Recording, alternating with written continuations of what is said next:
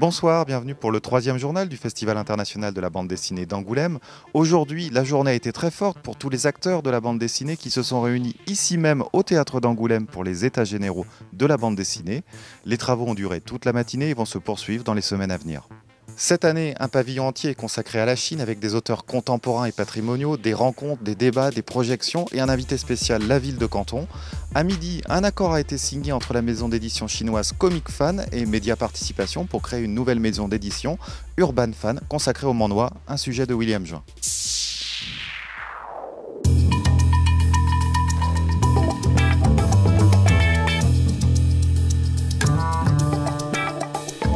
Le pavillon de la Chine, c'était donc l'inauguration. Nous y sommes impliqués dans la mesure où nous-mêmes commençons à publier des auteurs chinois. Enfin, ça fait un certain nombre d'années. Ensuite, à la mairie, il y avait la célébration de cette invitation de la Chine officielle à Angoulême. Et la mairie nous a proposé d'héberger la signature de notre joint venture avec Comics Fan, qui est un des plus grands éditeurs chinois de bande dessinée.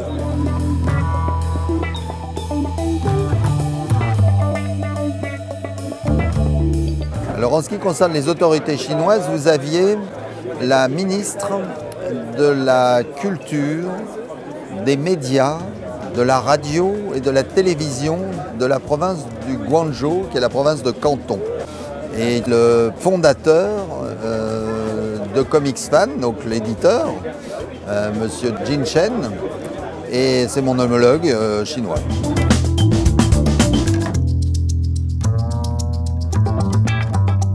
C'est un accord donc entre un grand éditeur chinois et notre groupe, de manière à ce que nous mettions nos moyens en commun pour choisir les auteurs dont nous pensons qu'ils ont un potentiel intéressant et que nous mettions, nous, nos moyens à disposition de ces auteurs pour les éditer à l'international, en commençant bien entendu par les éditions en français.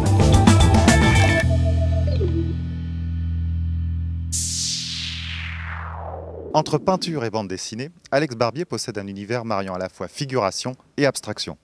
Alors que l'auteur a décidé d'arrêter la bande dessinée, le festival lui consacre une exposition revenant sur 35 ans de création radicale en couleur directe. Un sujet de Loïc David.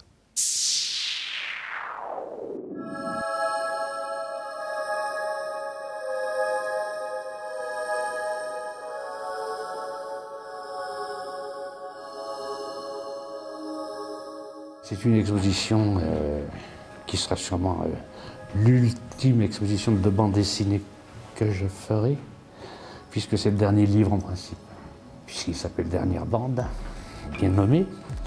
Et voilà, ça raconte la fin d'un monde, et de mon monde, et au fond de moi.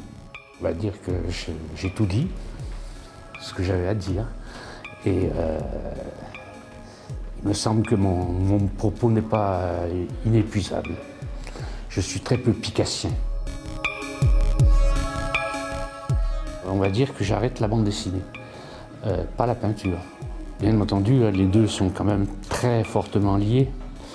C'est les mêmes décors, c'est des choses qui existent parce que j'ai besoin de m'appuyer sur du réel. Que ce soit érotiquement parlant ou paysagiquement parlant. Le monsieur qui s'est occupé de cette exposition a tout mis. Par exemple, dans cette vitrine, des choses très anciennes dont je me suis servi pour faire des pastiches de bande dessinée de mon adolescence. Des choses rigolotes que je pervertis fortement, n'est-ce pas? Parce que c'est ma nature.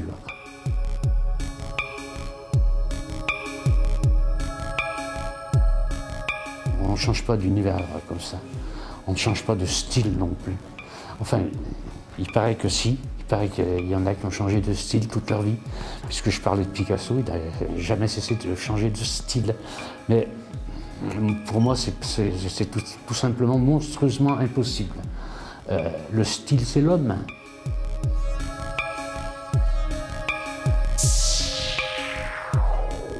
Le festival propose cette année une exposition transversale autour du travail de Fabien Nury, le scénariste entre autres de Il était une fois en France, Ouest ou encore L'or et le sang, un sujet de William Juin.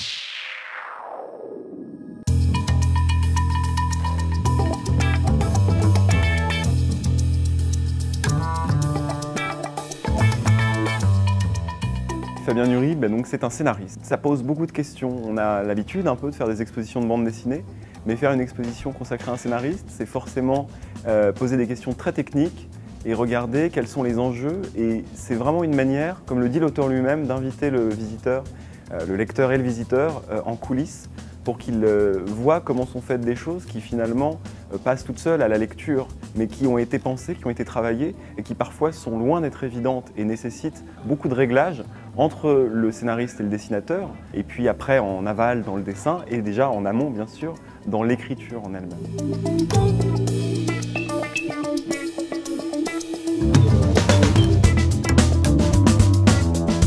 Ce qui est particulier chez lui et ce qui est très intéressant, c'est que c'est quelqu'un qui est capable vraiment d'opérer avec un style qu'on peut reconnaître dans des genres assez variés de la bande dessinée.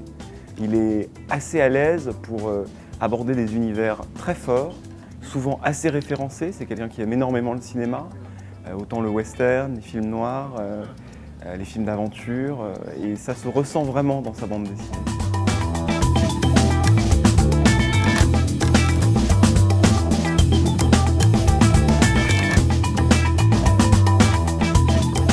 Il y a une planche d'Attargul qu'on peut regarder de plus près où on voit vraiment la différence entre ce qu'a voulu faire l'auteur au départ, ce qu'il pensait, et puis à la fin, le résultat le plus satisfaisant. C'est une des dernières planches du livre Attargul, qui est une adaptation de Attargul ou le destin d'un esclave modèle de Jeanne Su. Donc on voit ici le personnage principal qui quitte la Jamaïque, qu'il ne reverra jamais, il la quitte en homme libre, il n'est plus esclave. Ce qui est intéressant, c'est tout ce qui se passe dans le haut de la planche, toute cette première case, dans la planche finale, qui était une case 2 dans les deux premières versions. Là, une version assez petite. Là, on voit déjà qu'on a le cadrage, on est assez proche du cadrage final qu'on obtiendra, mais le problème, c'est cette première case, avec ce bateau, et avec ce que Fabien Nury appelle tout simplement l'effet carte postale. Un effet purement visuel, assez fréquent en bande dessinée, dont lui préfère se passer parce qu'il trouve que finalement, ça n'apporte rien en termes de sens. Donc on voit comment elle est restée un peu, cette première case, et finalement, on arrive à une introduction de la planche où on arrive à l'essentiel.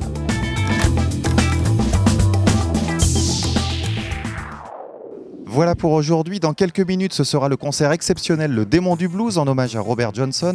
Demain, beaucoup de spectacles, les contes dessinés, les concerts de dessin, le match d'impro à Dives contre HeroCorp. Quant à nous, on se retrouve à 20 h pour un nouveau journal.